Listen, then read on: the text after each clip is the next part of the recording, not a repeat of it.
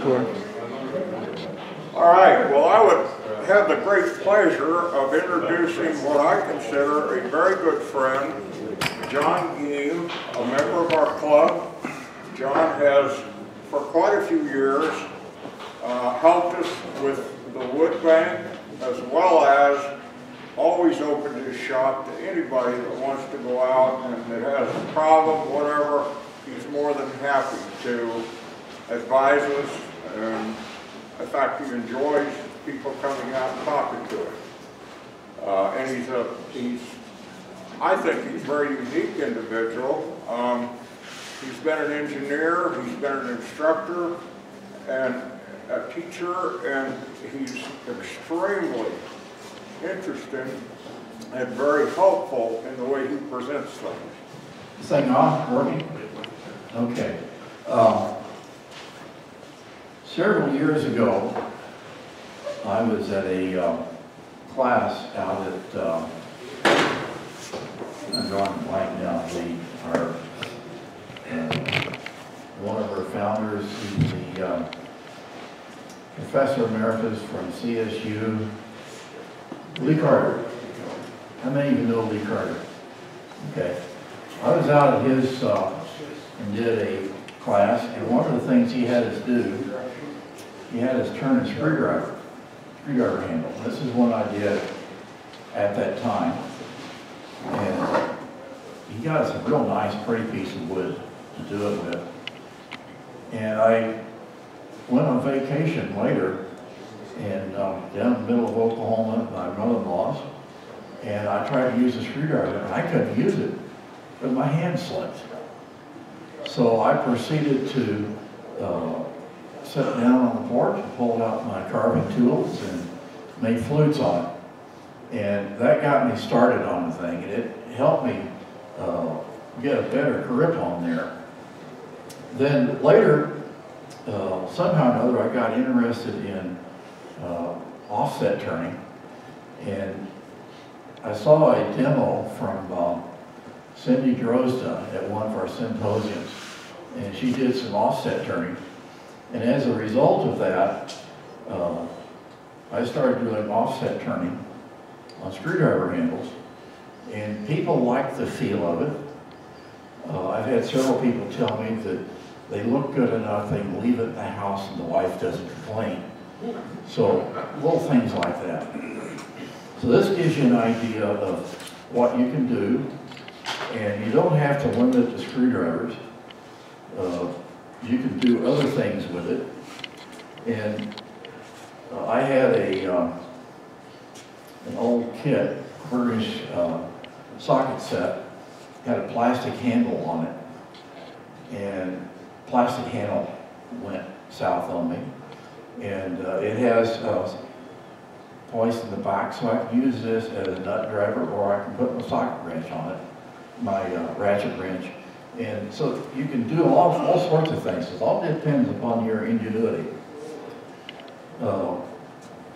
I encourage you to ask questions. It's important that you know why I do something, not just that I do it that way. Because that way, if I do a certain technique, you might be able to utilize that someplace else.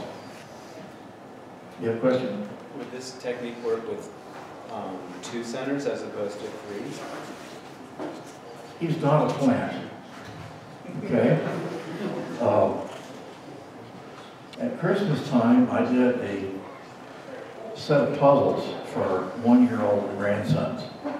And this is what I did. And cut out blocks, cut out holes and fit the blocks in. Well, this is what I did, and I took the bandsaw and cut slices off of it. So yeah, you can do 2-axis, or you can do 4, whatever you want. Just depends upon what you're wanting to do. Okay? Let's get started on it. Now, I suggest that you use whatever wood you've got, and the more unique it is, the better people like it. Several years ago, Monty Weymouth and I were working with Art on Mountain Art Gallery downtown Fort Collins, And what I found out there is when I took pieces down there, whether they were gold screwdrivers or whatever, if I had perfectly good plain wood, no flaws, no imperfections, so forth, and right next to it I had something that had some character in it. Maybe it's beetle kill pine, maybe it's got some knots in it and so forth. The ones that's got the imperfections are more desirable because they're more interesting. So when you start picking out wood, tree limb, we can make a handle out of that. This one is cedar. This would work out real nice because of the different colors in there. You know, and some of the stuff that I passed around have got intense wood grain. It's kind of like doing pins. If you have a pin with a real tight wood grain in it and you turn it, the figure in the wood grain doesn't stand out. It looks like a piece of black plastic. I've had that happen to me. So get something with a lot of figure in it so you can see what's going on. Okay, so you can use darn near anything for the wood. Okay, next factor is what do you use for the screwdriver? Well, how many of you have seen ads like this? Harbor Freight? Down here at the bottom, where's it at? Free screwdriver. And so that's what I use a lot of the time. This is the screwdriver that I typically use. That's the one I've used for most of these guys. If you want something a little bit more exotic, I went out here and looked at woodcraft, and these are what they've got on offer. Similar techniques. I haven't read the instructions, but I think this probably applies similar techniques. These are ratcheting screwdrivers though. The ones I made are not ratcheting. I think Rockler has some stuff in their catalog. Okay, now, if you'll notice on those screwdrivers,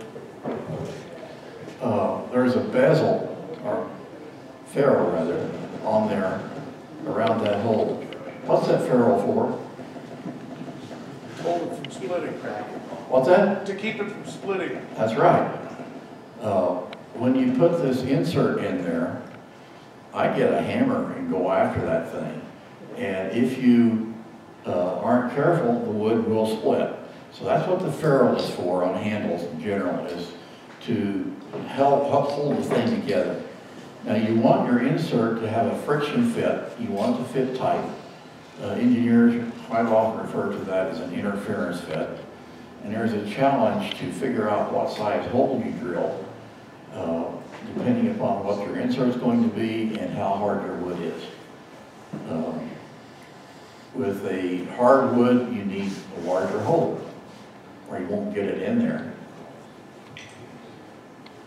Any questions so far? Where do you get these materials for these ferrules? Pardon? Plumbing department. Plumbing department, okay.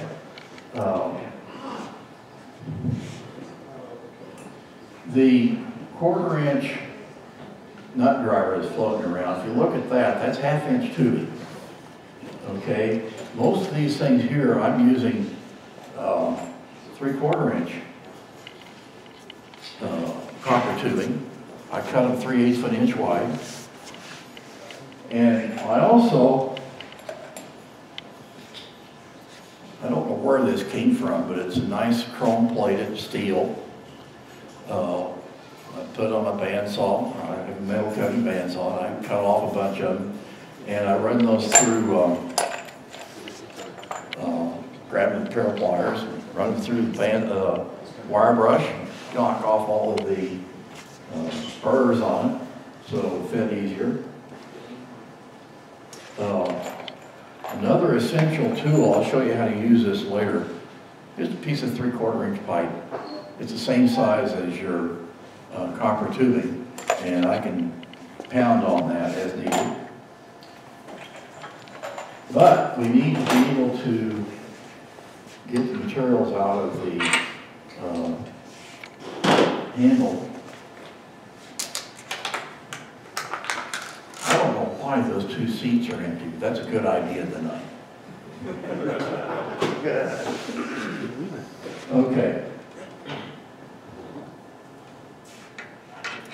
Cone center.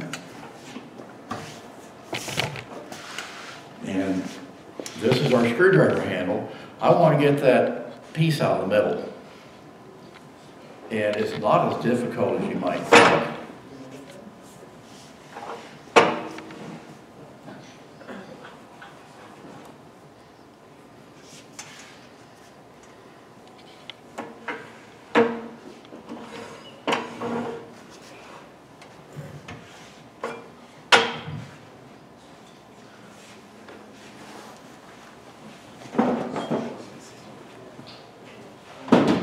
Shorter tool rest so I can get it in there.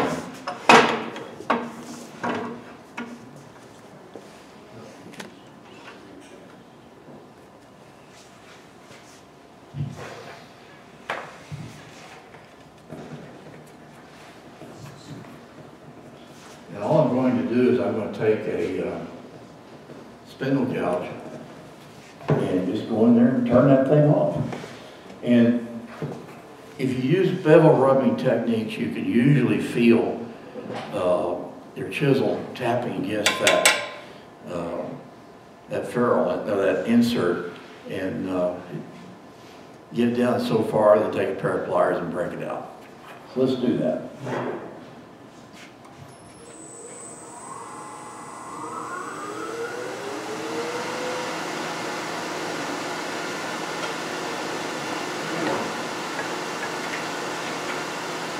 You're supposed to stop the blade before you lower the tool rest and adjust it.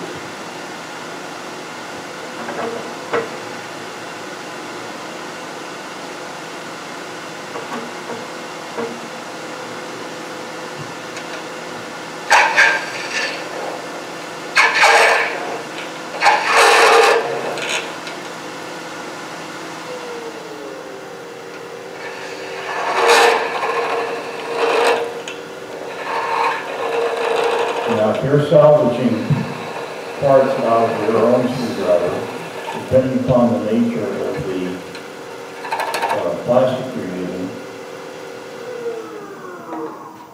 you may have to use a scraping technique as opposed to a cutting technique.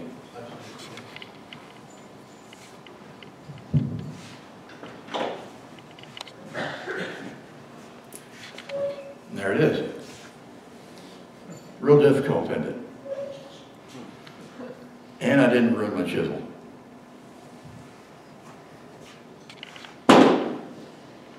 And they come in different sizes and different shapes.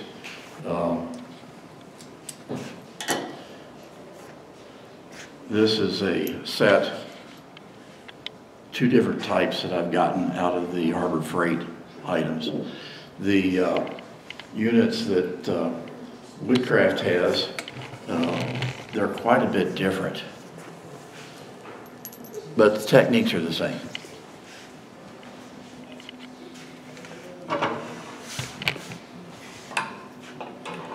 Okay, the tools, lathe accessories I'm going to use tonight vary.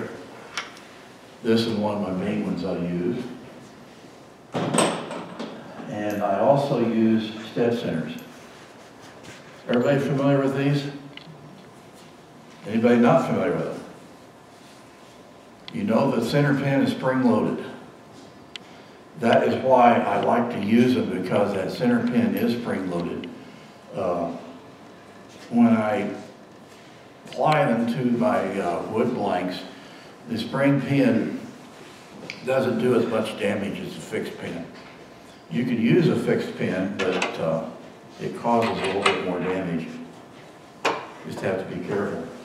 Now, when you're doing your, I'm going to do one other thing here. How many of you got to look at this article that was referenced in the email that went out. Well, this is an article I wrote, and it's got December 13 on it. And it helped pay for some of my toys. I'll pass it around and let you look at it. One of the things I want you to do is look at that front page there and look at those handles. Some of them are triangular shape, offset turning like we did here, which is what the article's about. But there's also some in there that are fluted, and there's also some in there that had inserts in them. By that I mean that I turned a cylinder and glued another cylinder over the top of it, and that gives you a molten color for the handle. There's all sorts of things you can do. Okay. I recommend that you sand at least one end of your wood blank, and the reason for that is they're going to draw on it later, and that will make it a lot easier for you to draw on it if you got smooth wood. Okay, I'm going to start off by turning a tendon on here.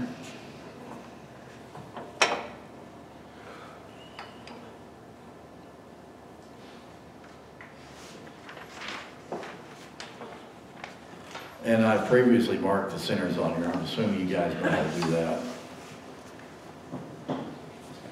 Camille, you're smiling. You know how to do it?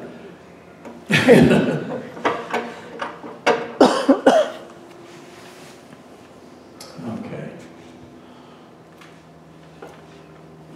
Hiding from it.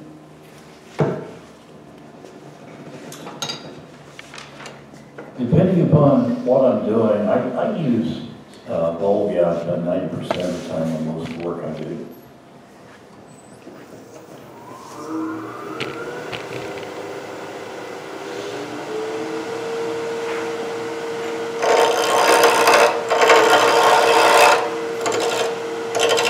Knock the corners off.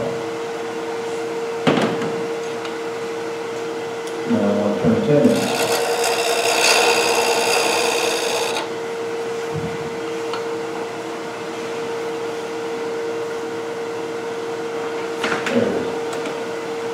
I use verniers a lot.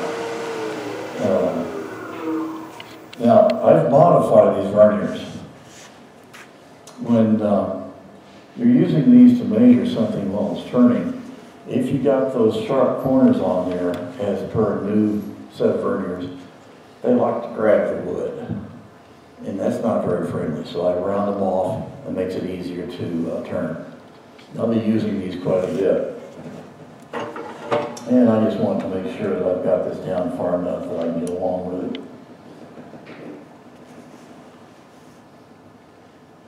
And that's 1/15/16, that'll work with my chuck.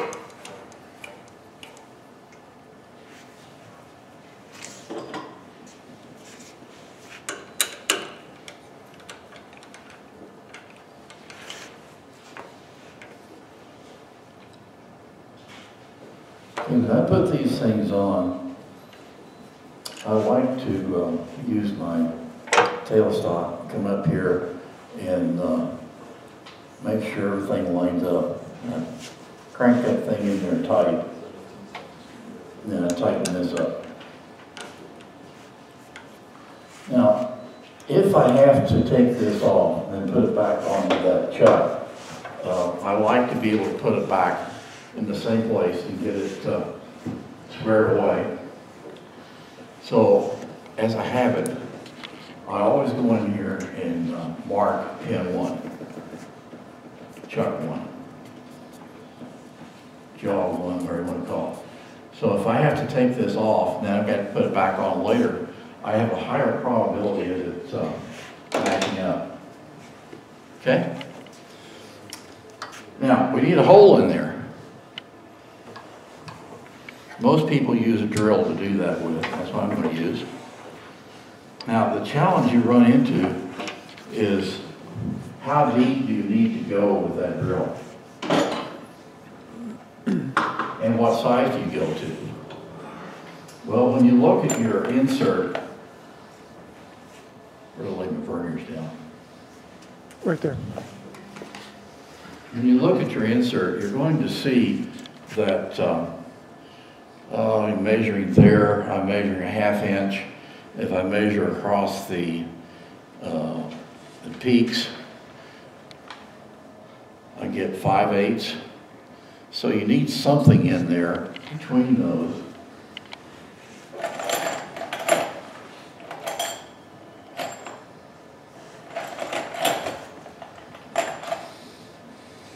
So what we can use, I'm going to use I think it's a 9/16 inch Forstner bit to get in there.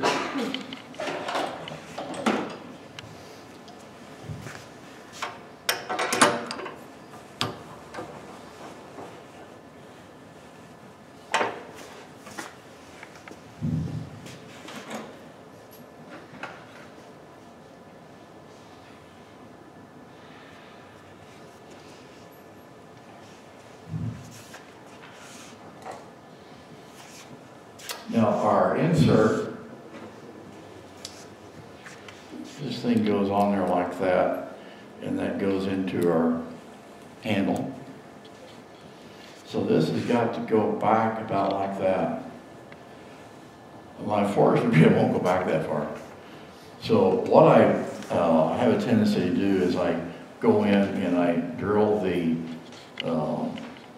entry hole that will take care of the insert. Then I use a smaller bit that's longer that I can go the rest of the way. Any questions so far?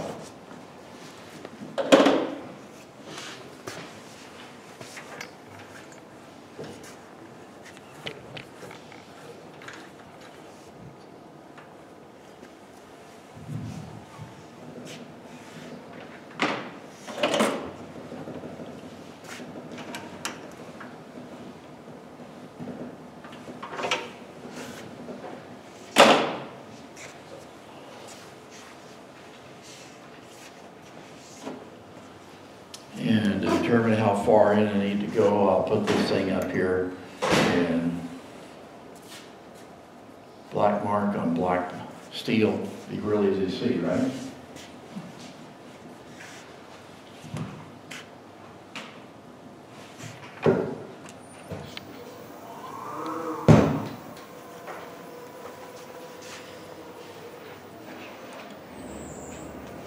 Now if you're using a regular twist drill, you take a gouge, spindle gouge, and go in there and make a pivot in there. Make sure that it's allowed you to start. That's deep enough.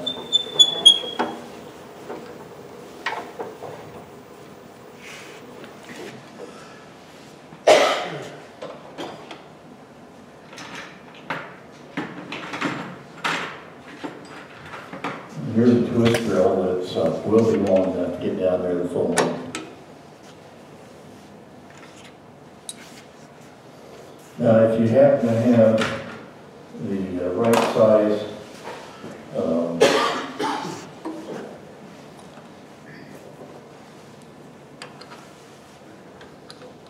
size twist drill, you can do the whole thing in one shot. My Forstner bit isn't that big, and I don't know how many of you have got the oversized Forstner bits. I do happen to have a set of bits at home that's got a 9/16 bit in it, which is what I actually used in that article. Now, I need to know how far down to go. I need to go down about that far, and I've got a mark on my bit there so I can see how far down to go.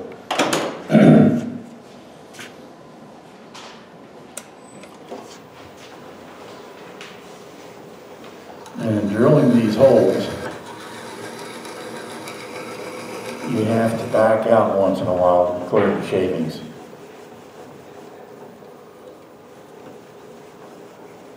And you also notice I've got the blade turning relatively slow.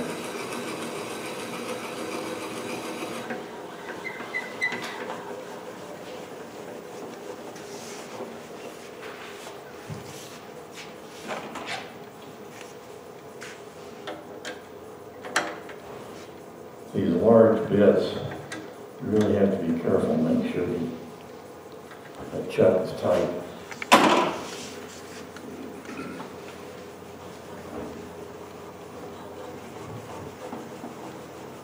Bring out spinning treadle.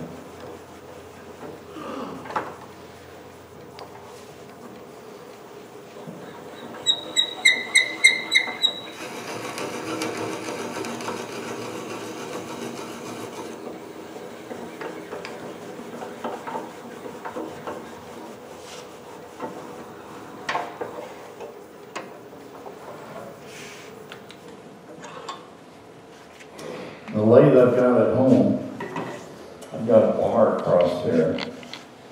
I'm just tapping with my knee and turn the lathe off. You probably didn't see me do that, Harry. No? Just 3 or 4 times though. Not deep enough, is it?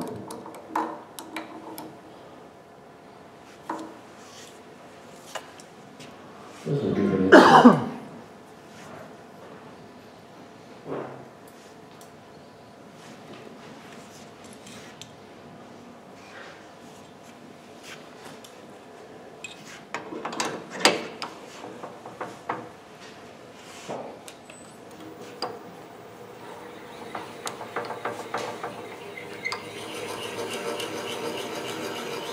I see what happens when that chuck was not tight enough a while ago and the bit slipped.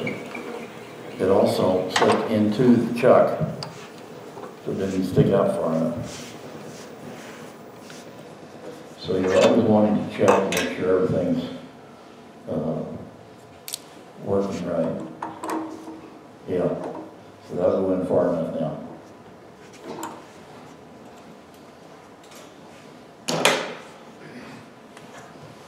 Any questions so far? Camille, am I doing it right?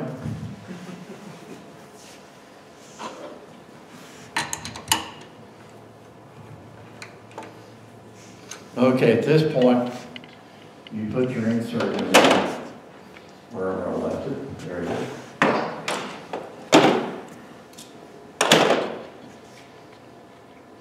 And you pound the heck out of it and set it in there. And this one's already been done, so I'm going to switch over to this. What we do is we put that in there. Take that off now. How many of you turned boxes? Lidded boxes? Okay.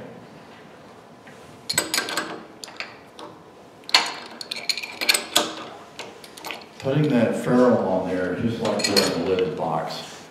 That is, you measure it, make sure it's 3/4 of an inch, and you just leave a stub sticking out there.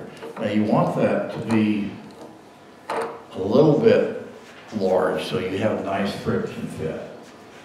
That way it doesn't fall off. And when you're putting that on there, I use a wooden mallet and tap it down. I like to leave the tendon a little bit long. And if it doesn't go down, that's what this is for. You can take a 3/4 inch or whatever size ferrule you have and give it the extra tap and get it down. Then you put your insert in. Any questions there? Clear as mud? Okay, at this point, we want to get down to the offset turning, which is what I think most of you came here to see.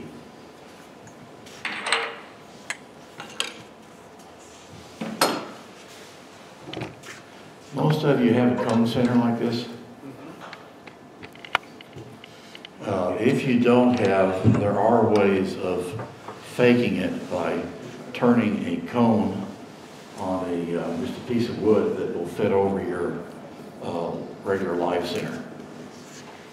So now we have our center on here, and I've got a 1-inch. I've got a 1-inch circle on there. That's going to be how much I offset things. And what I will do, got a pencil here somewhere. There it is. What I will do is, in effect, I want to duplicate this shape onto here. And there are several ways of doing it. At home, I use the indexing system on my lathe to allow me to do that. Tonight, I'm going to probably use this guy because I'm not that familiar with this indexing system on this lathe. It looks nice and all that, but let's stick with the things I'm familiar with.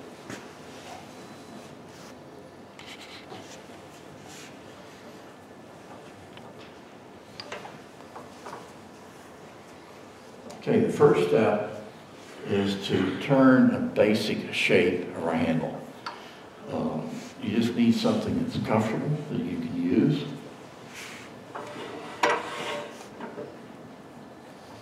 I'm going to go to the larger tool rest now.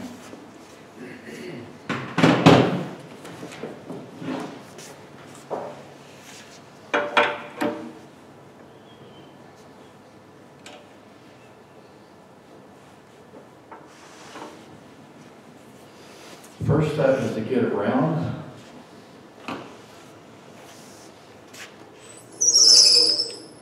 It doesn't like it when I leave the pin spindle lock on.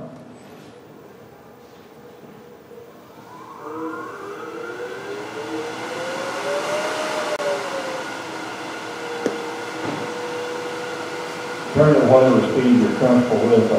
Right now we're around 1,000 RPM.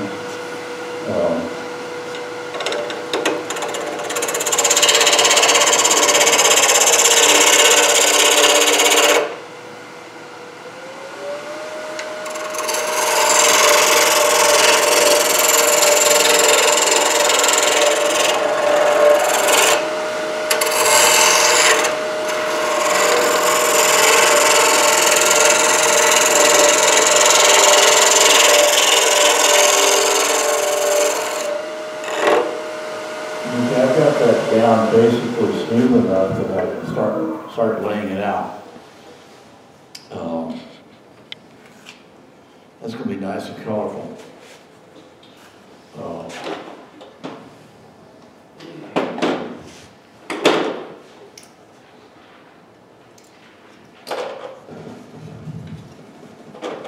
I've got a template that I'm using.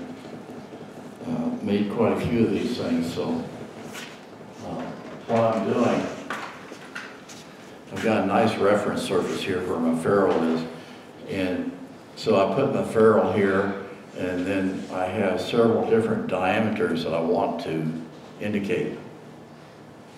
So I put this down here, and I mark these areas, like so.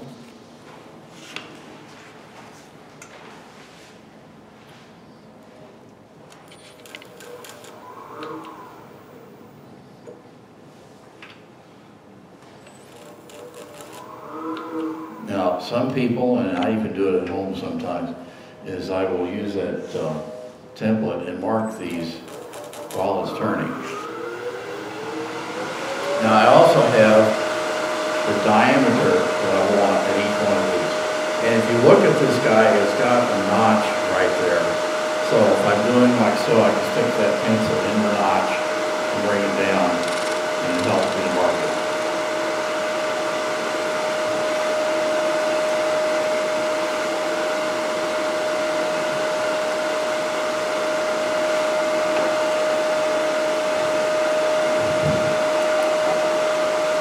Now just behind the ferrule, I want 1 3/16. So I put that on my vernier. You can do it with calipers also.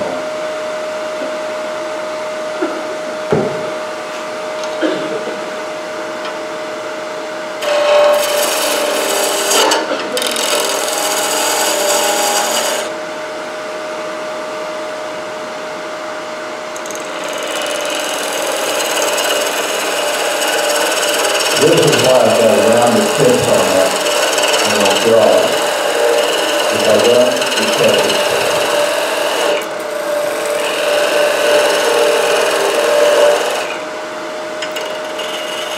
Okay, now I'm going to be turning a bit later. I don't want to lose this, so I'll mark it.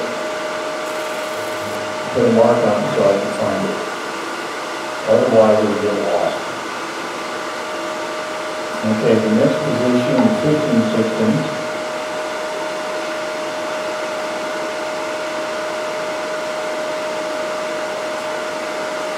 These dimensions are not critical, as this happens to be what I kind of semi-standardized on.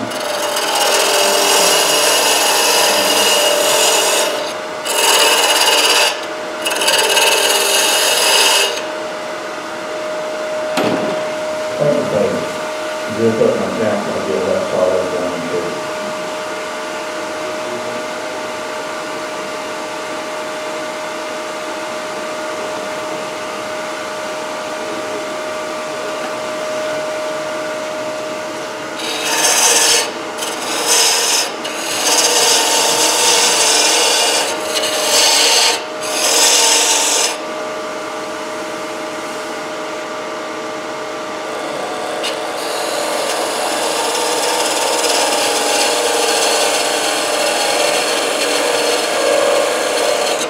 Now, a parting tool like this can be used as a cutting tool, which is what I'm doing right now, or it can be used as a scraper.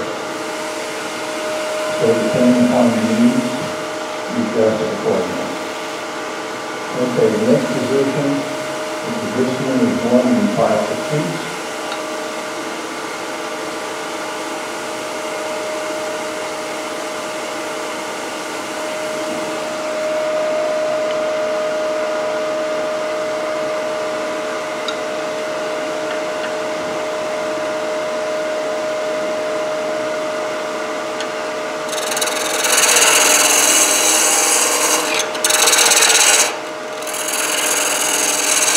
Why am I cutting down on both sides of that?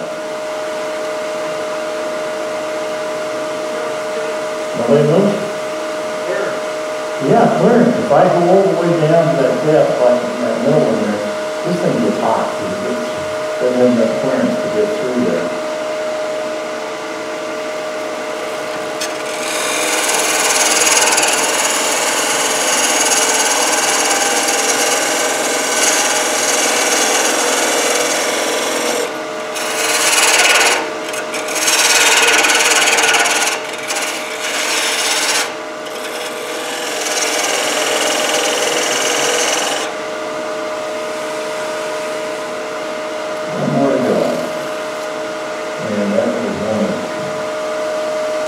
You make them whatever you want. You make the shape whatever you want. It just happens to be what I work with.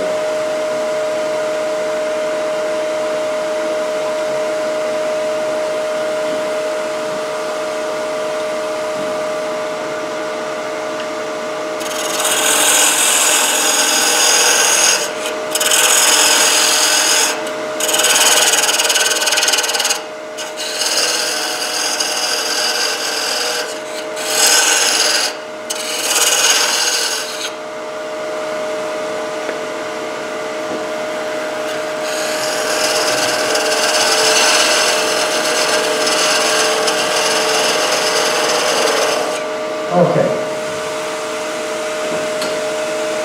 Now, if you stretch your memories, how many of you use these craft books in a technique called connect the dots? Anybody? I see a few smiles, but nobody wants to admit it. Well, most of you draw pictures, connect the dots, right? Okay, we have 1, 2, 3, 4 dots that we need to connect. That's what we're going to do now. We're just going to connect the dots.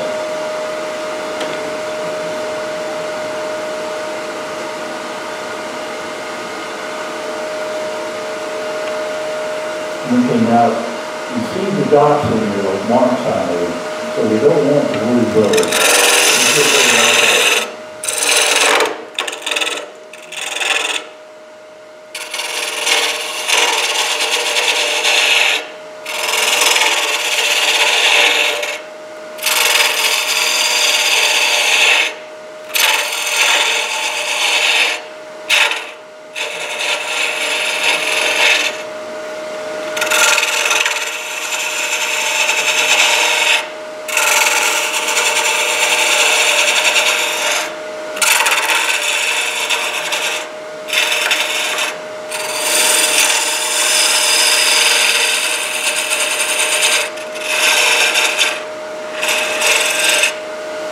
Look on the handle.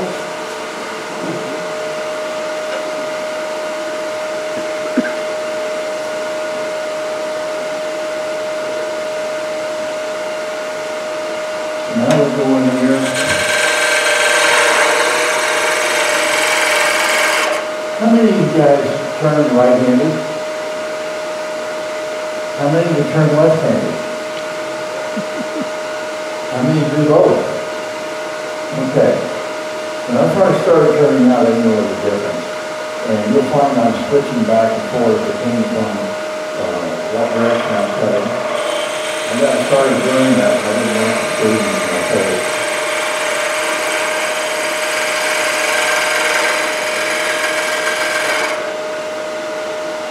And I just wanted to generally switch down there. And you notice I'm leaving those marks down there. Putting my guide mark.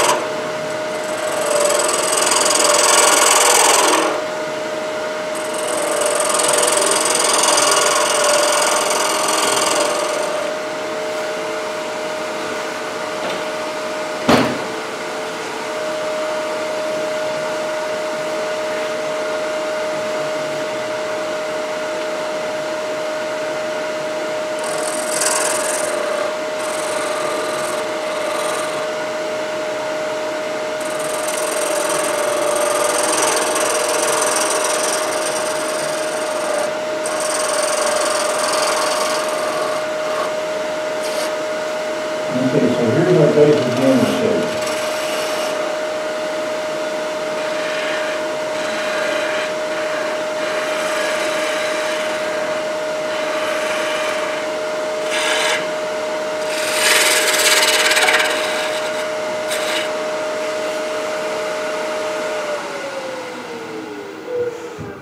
So at this point, oops, looks like I got a little bit too aggressive there a while ago, didn't I? That's a hazard of having wood that has some cracks in it occasionally. We'll ignore that for right now. But feel it, make sure it feels good. And it's not necessary to sand this part at this point, but you would want to sand from about here down, because we're going to be turning away a lot of that yet. I don't quite like the shape of that yet.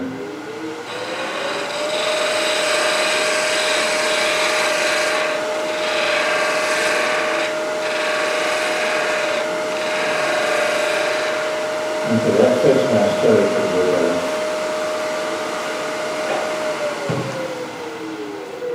Any questions so far? Okay. At this point, we want to start laying it out so we can do our offset turning. There are several different ways of doing that. Basically, we need 3 marks around the perimeter that are 120 degrees apart. And at home, I use the indexing system. I'm not familiar enough with this indexing system, so I'm going to use a more primitive method. I'll use pencil and paper.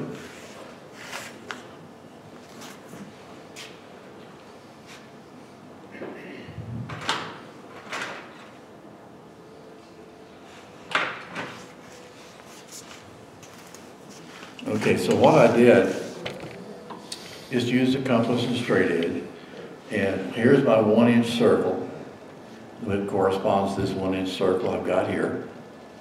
And then I have 3 lines going out 180 degrees apart. So what I'm going to do, put that through the middle.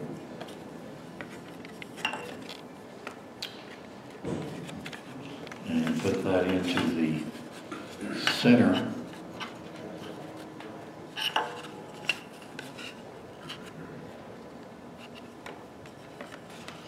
Okay.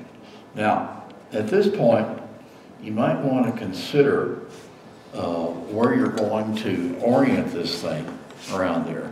We're going to have 3 flat spots on here when we get through, not flat, but reduced.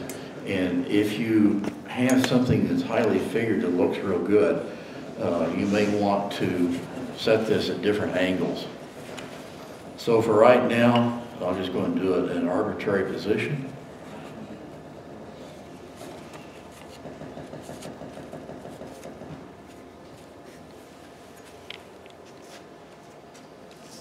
Put a mark through there. One there.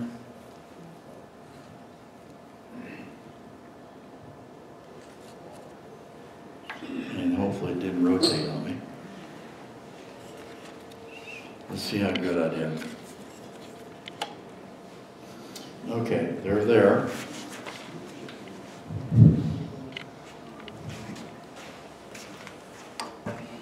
Okay, there's one right there. There's one right there. And there's one.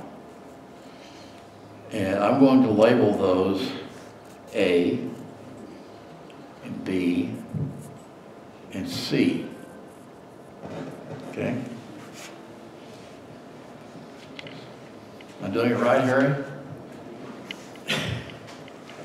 Supposed to say yes. Oh, yes, okay. Okay, now, next step is one of those areas where I learned the hard way of how to do things right or how to do things that give me better results than others. So what I want to do is I want my tool rest with my device on top of it. I want that exactly at center. Now, I've got a spirit level up here. I don't know if you can see that or not. I originally used this guy. And later, I don't remember where it was, but I salvaged the spirit level out of something and put a magnet on the back of it. And it just makes it a lot easier for me to work with. So I go in here and it's a little bit on the low side, so I will raise it maybe 1/16 of an inch.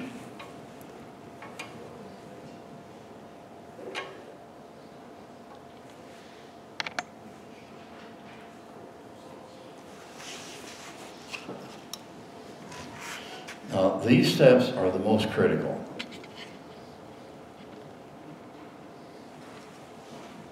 crazy, just a trifle more.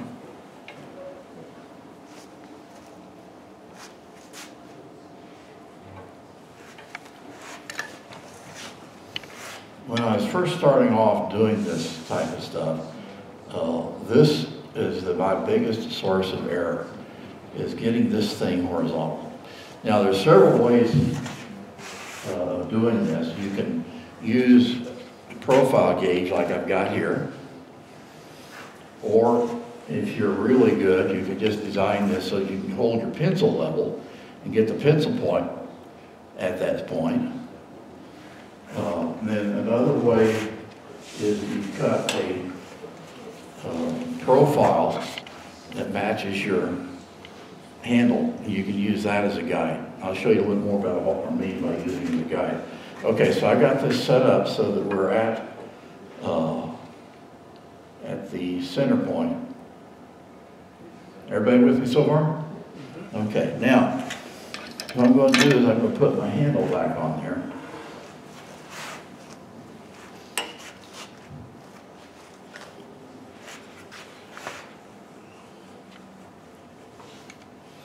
Now, you remember those 3 points I got on there, A, B, and C.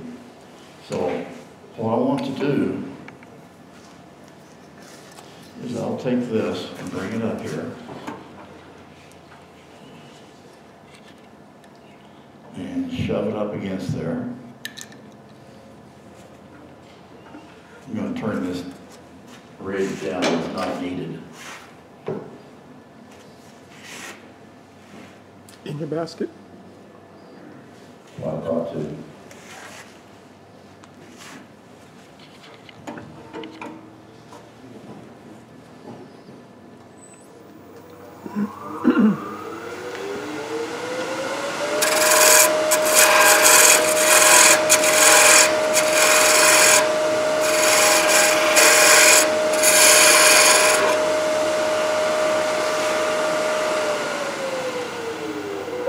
You need enough wood over here for your offset, but you don't need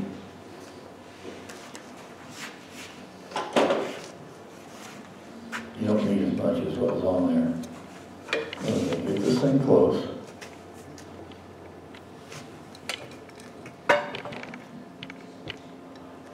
And I just shove the profile gauge up there so that it matches the thing. Now if I get this horizontal, now I have to bring this around, and I'm lining it up with position B. That just happens to be the first one that's there. And I draw a line across here. That line has to be lined up with the B over here. That's real important.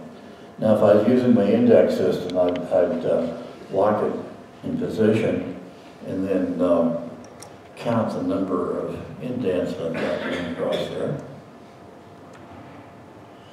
And there's A.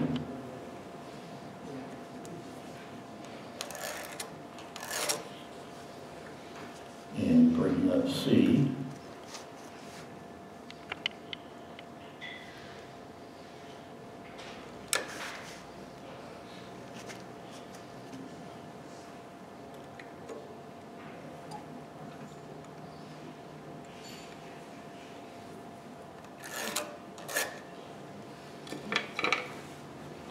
Okay, now I want to check and make sure I got it lined up right.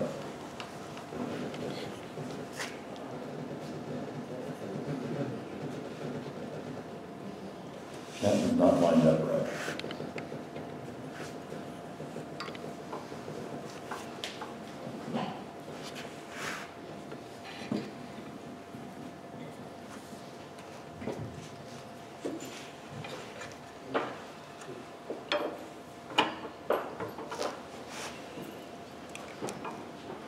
I have to make sure that that's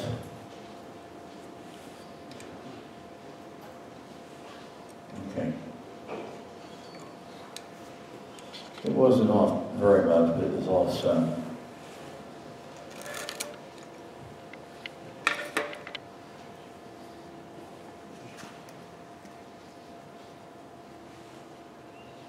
Okay? Now, So now I've got my 3 guidelines on there. And now we're going to do some offset turning.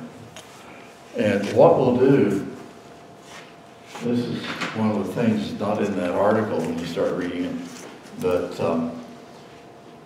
when you, so where's A? Okay.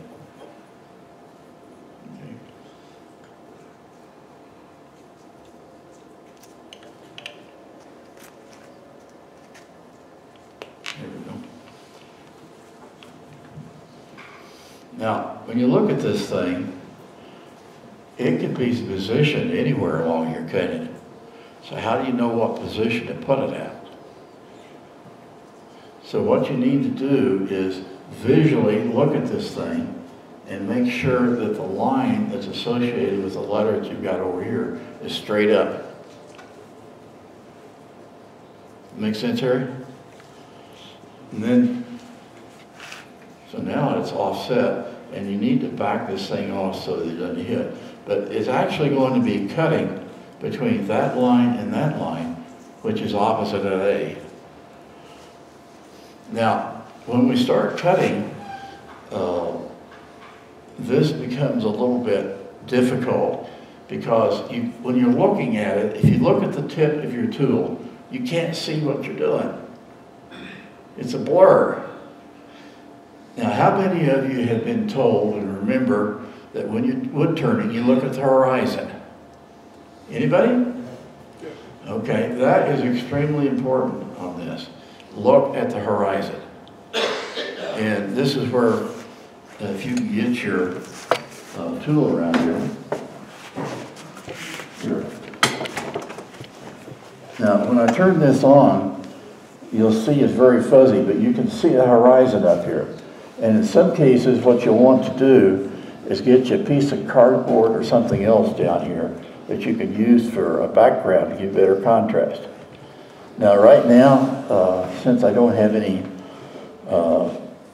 distractions, I have a pretty good background in that the contrast between this wood and the ground and the concrete is pretty good. So what I'll do is I know about what I need to cut. I'm going to go back to the shorter tool rest.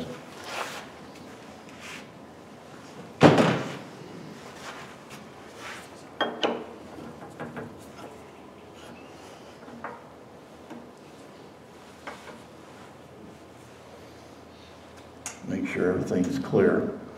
It's very awkward when your workpiece comes around and hits your hits your tool rest.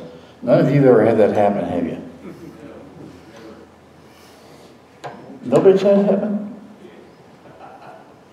So the challenge here is to do bevel rubbing as much as possible. And I frequently stop and look. So let's see how good I am tonight. Not too close here. What's that? Not too close here. Or? Can you see that?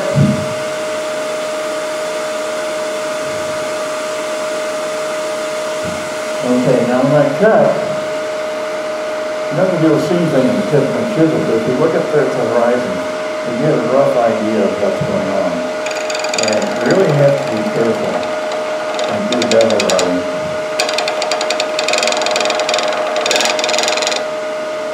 And then the tool rest is too high.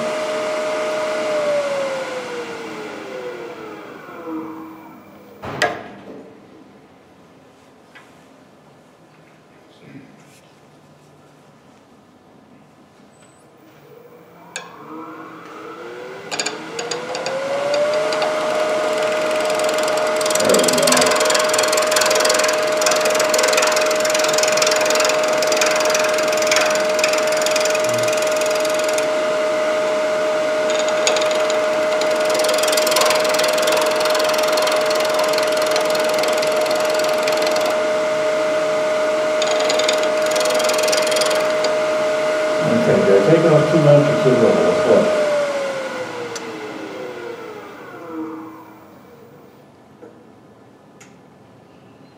Not bad. See, I've got that line right there, and I've got that line right there, so we're pretty good. Now, I'm going to smooth that up a little bit, and I'm going to use a form of shear scraping. I will put the edge of my chisel on there at an angle.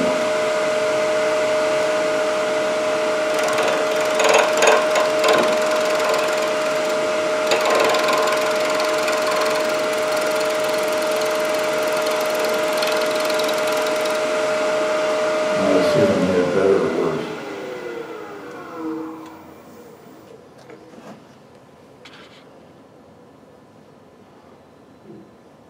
Helped a little bit, need a little bit more off down here.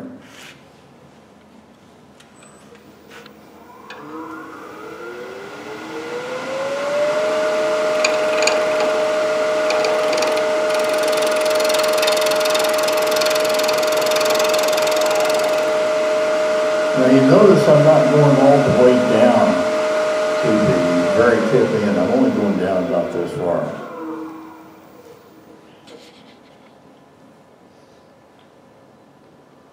Okay, that's probably good enough for now.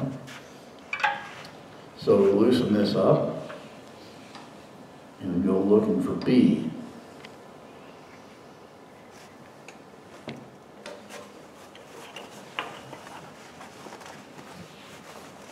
We need a flashlight up here.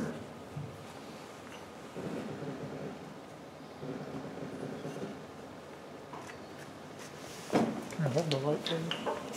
What's that? I was asked if you need the light.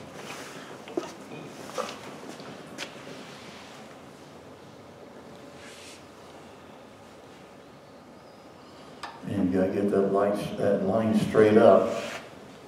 If I don't get it straight up, it gets kind of screwy, and I have to increase my sanding time, is what that amounts to. So part of what we're doing right now is trying to do the best job we can on this turning to minimize the amount of sanding we have to do.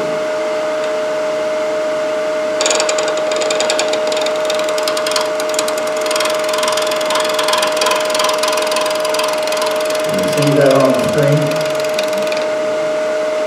We have horizon changing.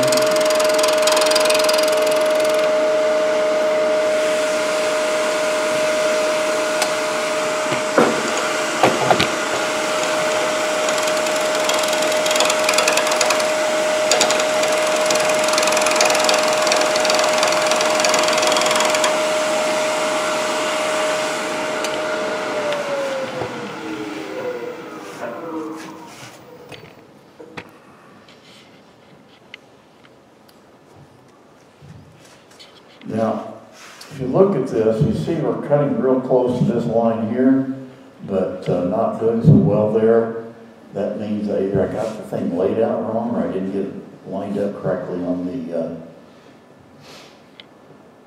lathe.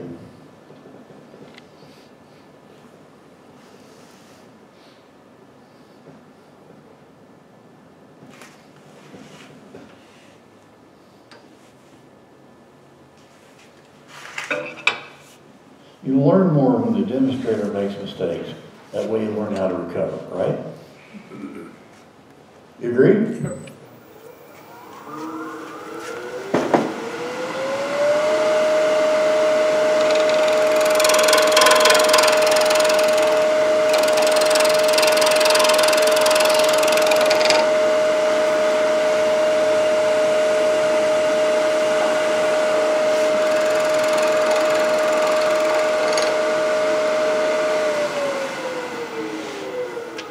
So it's a matter of cutting and shifting and cutting and shifting. And if it isn't perfect, like here it isn't perfect, that's okay. It'll sand out, so to speak.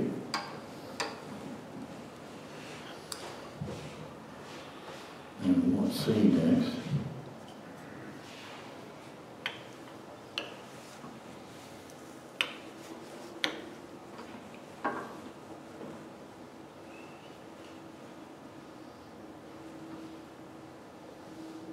Any questions so far?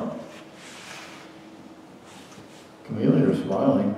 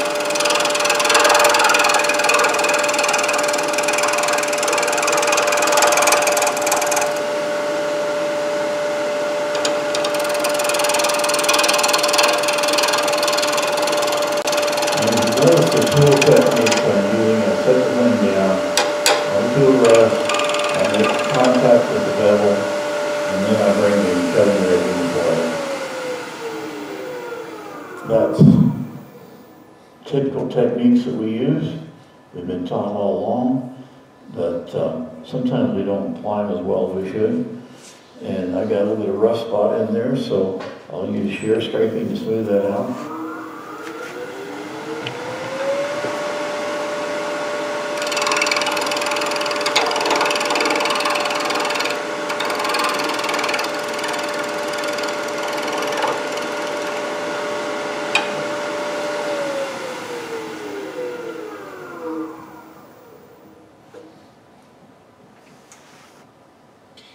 Okay, any questions so far?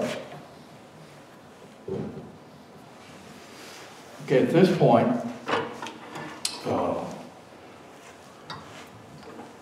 we're ready to pretty much finish it up. What I do at this point at home is I grab my power sander. I've got a one of these 2-inch random orbital sanders. And I'll grab that and go over this and smooth this up. And this looks a little bit rough, but it's not as rough as the first one I did. The ones that are being passed around where they wound up, those are more typical. Okay, those are more typical of what you can do. Depending upon how you want to sand this, you can sand it on the lathe while it's rotating from about here down. I don't think you want to stand here and watch me sand tonight, but that's what you can do, is you can sand from about here down. If you sand up here, then you start knocking off your edges of your, at the edges of your offset turning. Questions so far? Okay, at this point, the main thing left to do is, after you get through sanding, is to turn the piece off. You have several choices depending upon your personal techniques and desires. You can use a spindle gouge, you can use parting tools, you can use a skew.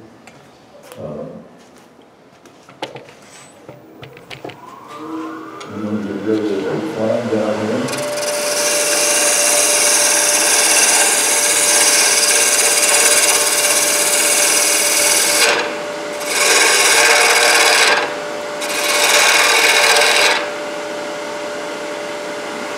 Now, the end of my handle is going to be right over here. So it's sort of like when you're cutting a bead.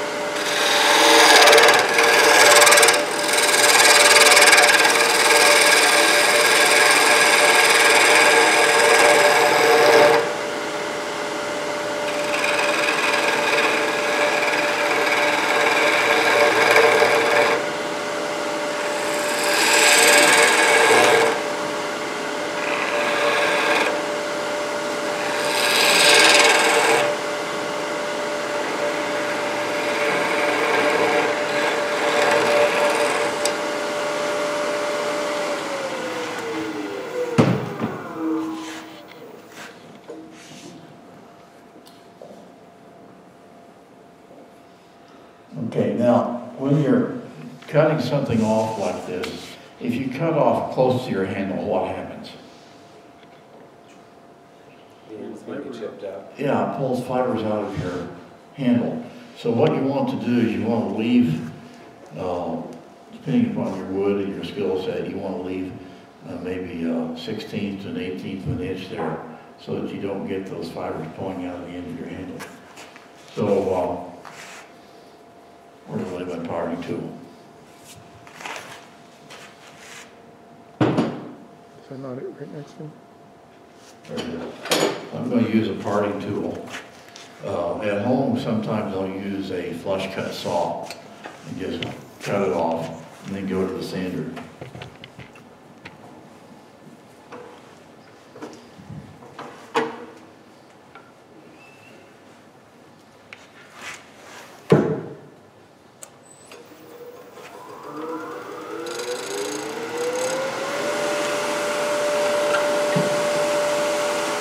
I don't like the shape of that handle.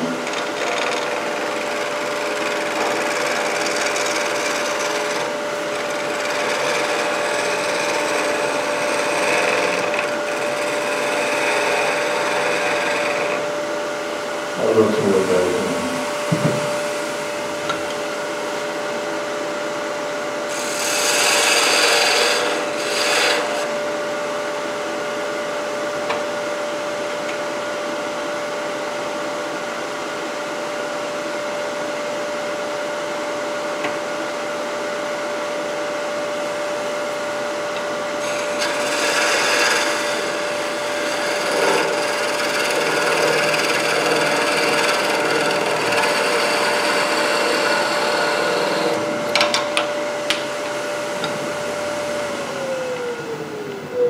Now I go to my disc sander and sand that thing down, and you have something similar to what we've been passing around here.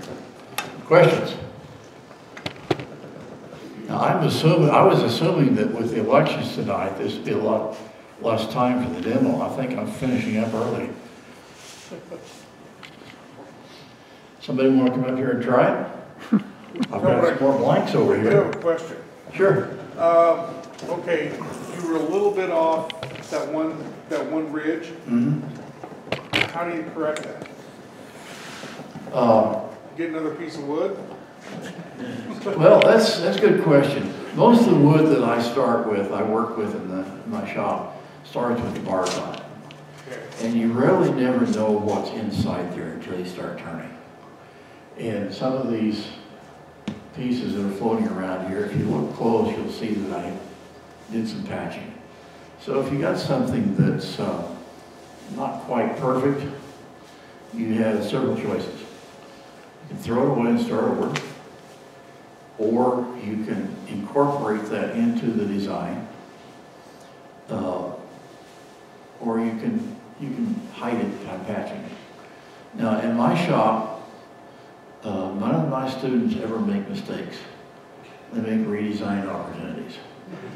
So, this one right here, by the time I get through sanding that down, getting it smoothed up, you'd never know the difference.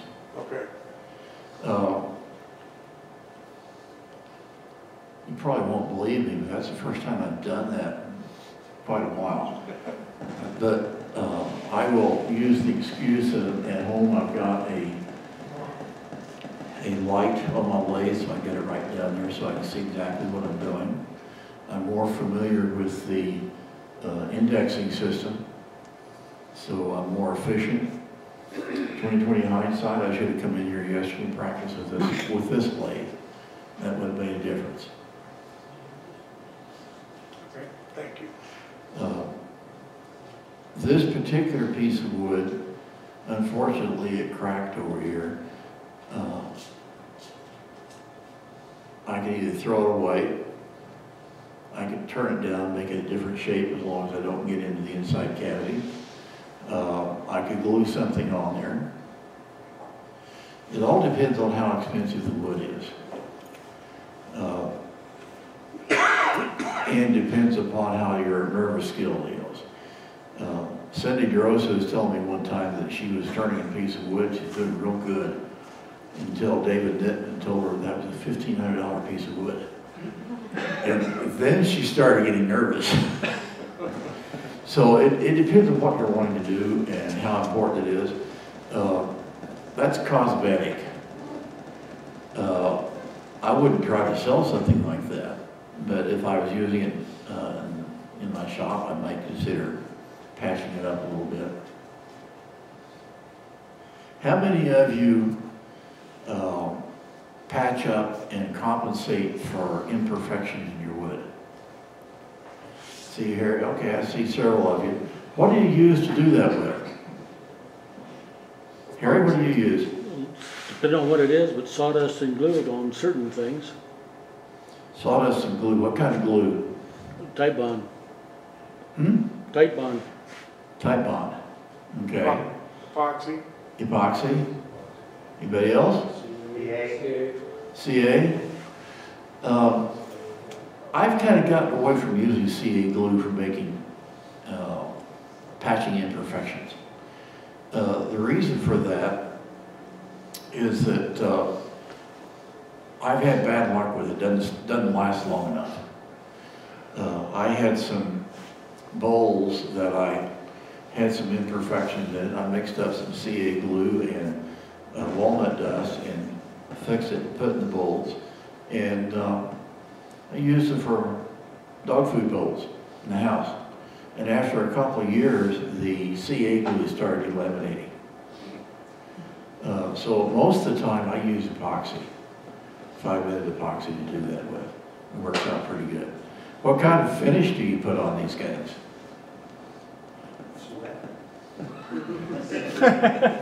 Anybody? Raw.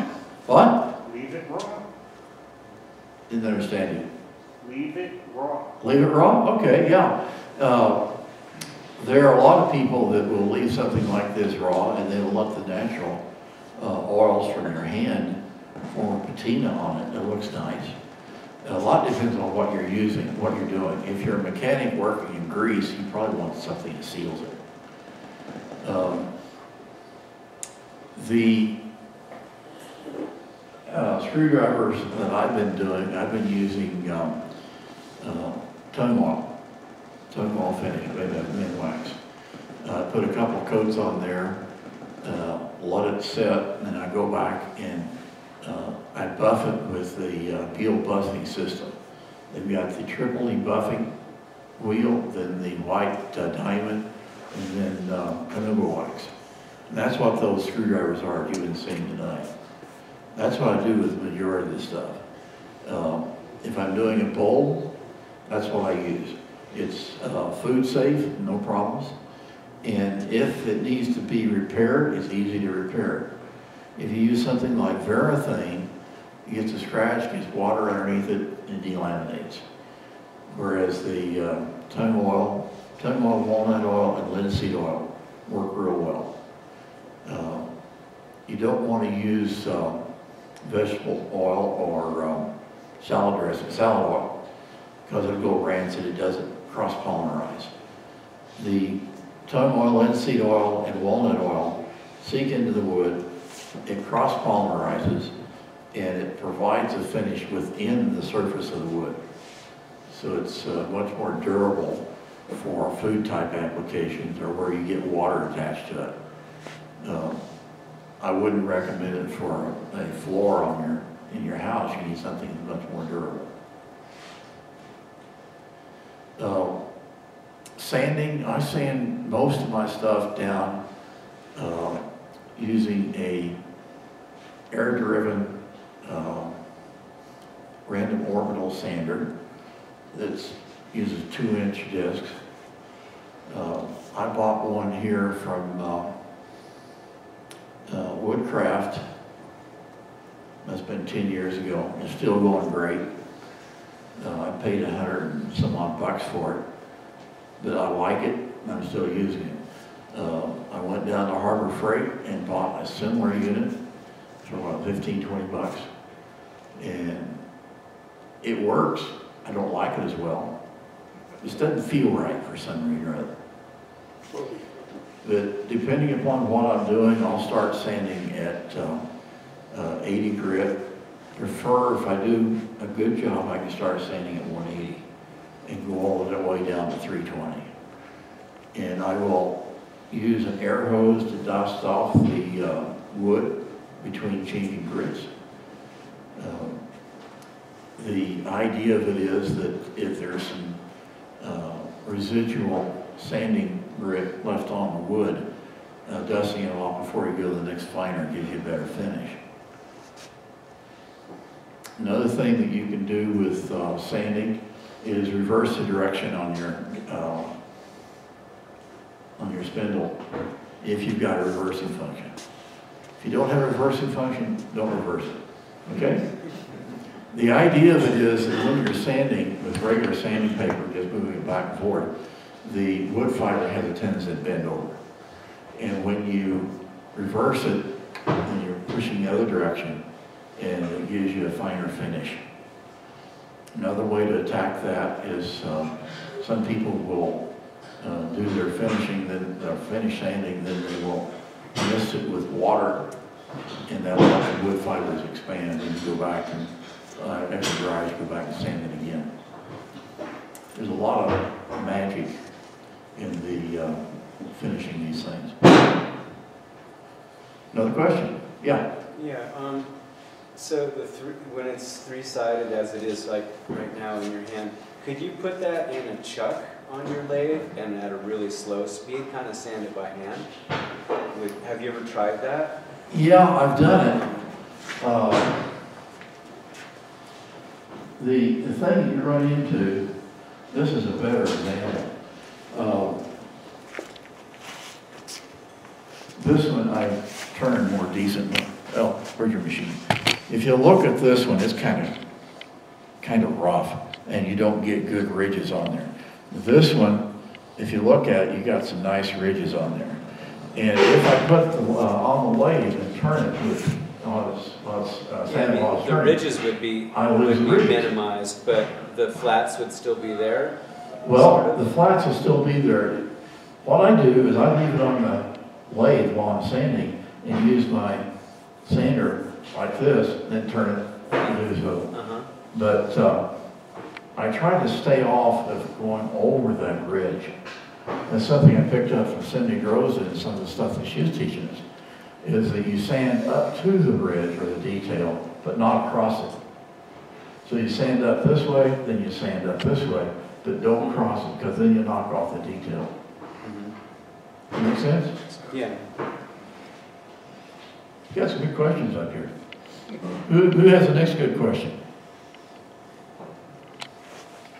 I'm not that good. Somebody's got a question back there. Okay, challenge for you. A bunch of you bought wood back here in the wood raffle.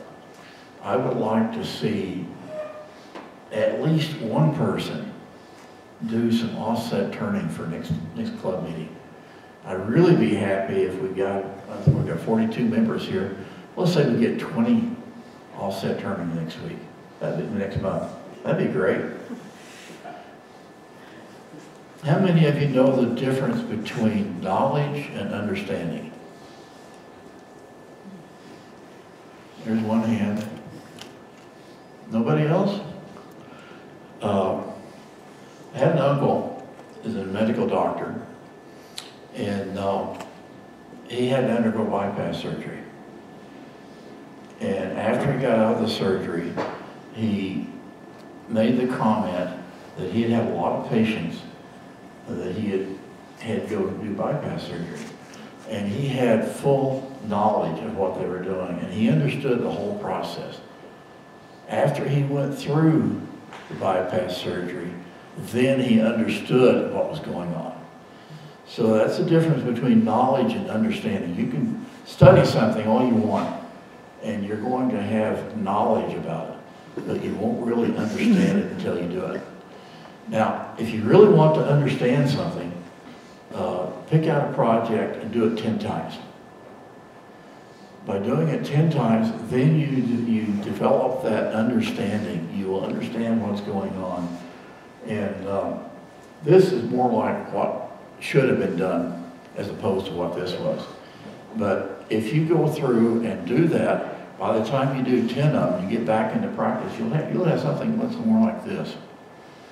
And you have moved it from the knowledge category into the understanding category, and you will grow much better for it. That goes for all aspects of life.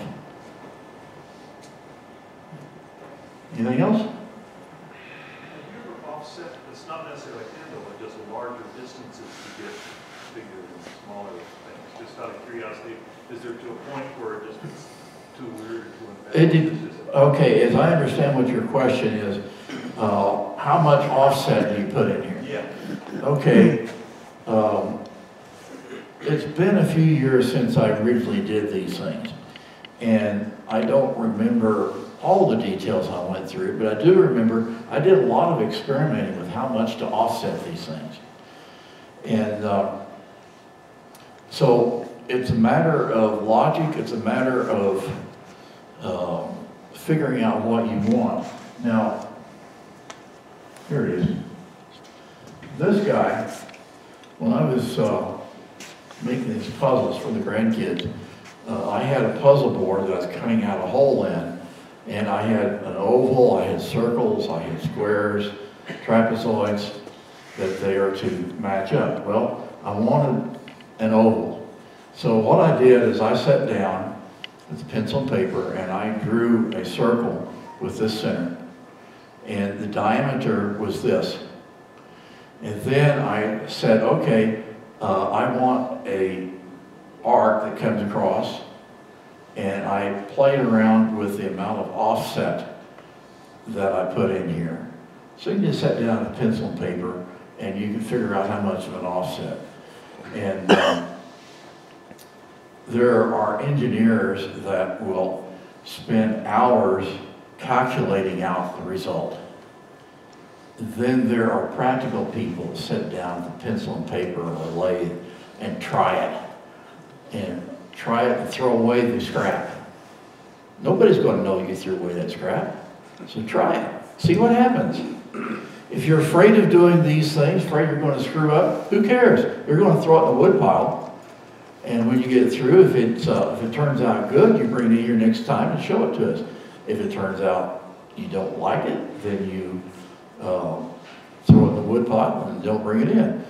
Or you bring it in here and you get somebody to look at it and say, okay, what can I do to make it better? And one of the things that I learned in doing quite a few of these things is that when you put on one of these offset points, around here, there we go. When you mount that drive center on that point, if you have this thing skewed, it doesn't work well. You've got to get that thing straight up and down. And I learned that with trial and error. Now, I could have sat down and did logic on it and found that out, but trial and error is a better teacher. There's a famous story about Thomas Edison. Everybody know who Thomas Edison is? He's working on light bulbs, and he had this young engineer come in, and Thomas Edison gave him this light bulb globe. And he asked his engineer, find out what the volume of this thing is. And the engineer sat down and he measured this, measured that, calculated out what the formula was for the curve. Went in and started doing a bunch of calculus and integration and trying to calculate the volume of that bulb. Well, Thomas Edison came in the next day and said, how are you doing? I said, well, I almost got it figured out. Thomas Edison went over, filled the light bulb up with water, took it over and put it in a beaker and measured the volume. So there's fast ways that are practical. There are analytical ways that sometimes get in our way. We have to do what's appropriate for the particular problem. Make sense? Yeah. Get out there and try it. Get out there and try it.